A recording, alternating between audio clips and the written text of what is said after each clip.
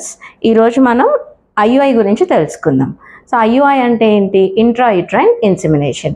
అంటే మనం వీర్యం అనేది శాంపుల్ని కలెక్ట్ చేసి దాన్ని మనం ఒక కెథెటర్ సాయం ద్వారా గర్భసంచిలోకి పంపిస్తాం. దీన్ని ఇంట్రాయూట్రైన్ ఇన్సెమినేషన్ అంటాం. సో ప్రొసీజర్ చేసే ముందు మనకి ఏంటేంటి అవసరమో చూద్దాం. సో ఇక్కడ ఈ స్పెక్యులమ్స్, నెక్స్ట్ ఒక వల్సెల్లం, కావాలంటే యూట్రైన్ సౌండ్. సో ఇది మన దగ్గర ఉన్నది సిమెన్స్ శాంపుల్ అనమాట. సిమెన్స్ శాంపుల్ ఏంటంటే సిమెన్స్ శాంపుల్ ఇచ్చి దాన్ని ప్రిపేర్ చేస్తాం.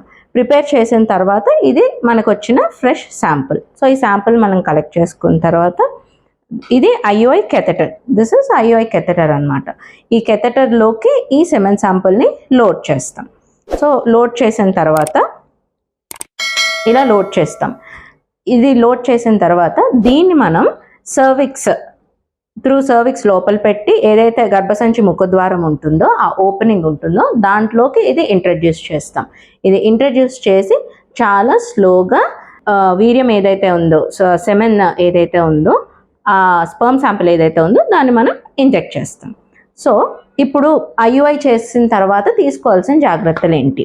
సో ఈ ఐయుఐ అనేది ఇట్స్ జనరల్ ఓపీ ప్రొసీజర్. అంటే మనకి పేషెంట్ ఇప్పుడు వస్తారు, మనం ఏదైతే ఈ స్పర్మ్ శాంపుల్ ఏదైతే ఉందో అది ప్రిపేర్ చేసి ఈ స్పర్మ్ శాంపుల్ కలెక్ట్ చేసుకొని ఇంజెక్ట్ చేసేసిన తర్వాత ఇట్స్ ఆల్ అబౌట్ అంటే ఈ ప్రొసీజర్ ఓన్లీ 10 minutes పడుతుంది. సో ఆ ప్రొసీజర్ అయిపోయిన తర్వాత జస్ట్ పేషెంట్ ఒక 10 minutes పక్కకు తిరిగి అలా లై డౌన్ చేస్తే సరిపోతుంది. ఇంకా ఎటువంటి జాగ్రత్తలు తీసుకోవాలి, అసలు ఏమైనా పని చేయొచ్చా, ఎటువంటి ఫుడ్ తీసుకోవాలి అని కూడా అడుగుతుంటారు.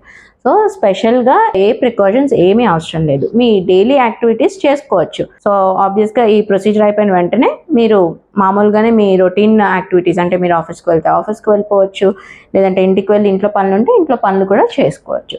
సో ఫుడ్ అదేంటంటే ఆబ్వియస్గా హెల్దీ ఫుడ్ అనేది తీసుకోవాలి ఎప్పుడు. అంటే దీనికోసం అంటూ స్పెసిఫిక్గా ఇది తినాలి అని ఏమి ఉండదు. So healthy diet as usual మీరు ఏం తింటున్నారో అది మీరు తినచ్చు. అండ్ డైలీ మీకు రొటీన్ యాక్టివిటీస్ ఏమున్నాయో మీరు ఫ్రీగా చేసుకోవచ్చు. సో నెక్స్ట్ వచ్చేసి టాబ్లెట్స్ ఏమైనా పెడతారా, ఏమైనా వాడాలా? ఐయుఐ జరిగిన తర్వాత ఎప్పటికీ మనం ప్రెగ్నెంట్ అని మనకి తెలుస్తుంది అని మనకి క్లయింట్స్ ఇలా అడుగుతూ ఉంటారు.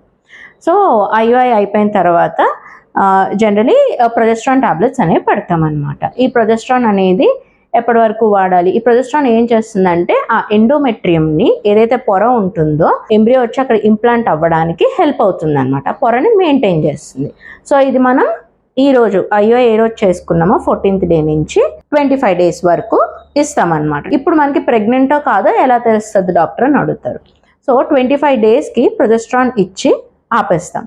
సో 25 daysకి ఒకవేళ ఆ పేషెంట్ ప్రెగ్నెంట్ అయినట్టయితే మనకి బ్లీడింగ్ అనేది ఒక 1 week ఆగినా బ్లీడింగ్ అనేది రాదు. అప్పుడు యూపీటీ చేసుకుంటే పాజిటివ్ అనమాట. కొంతమందికి 25 days వరకు ప్రొజెస్ట్రాన్ పెట్టి ఆపేసిన తర్వాత బ్లీడింగ్ అయిపోతుంది. ఒక 4 daysలోనే బ్లీడింగ్ స్టార్ట్ అయిపోతుంది. అంటే ఏంటంటే వాళ్ళు కన్సీవ్ అవ్వలేదు, సో మళ్ళీ నెక్స్ట్ ట్రై చేయాలి అని దాని అర్థం. సో అలా మనం ఈ ప్రొజెస్ట్రాన్ ఇచ్చుకొని దాని ద్వారా కూడా చూసుకోవచ్చు. సో ఐయుఐ అనేది ఎవరికి చేస్తాము?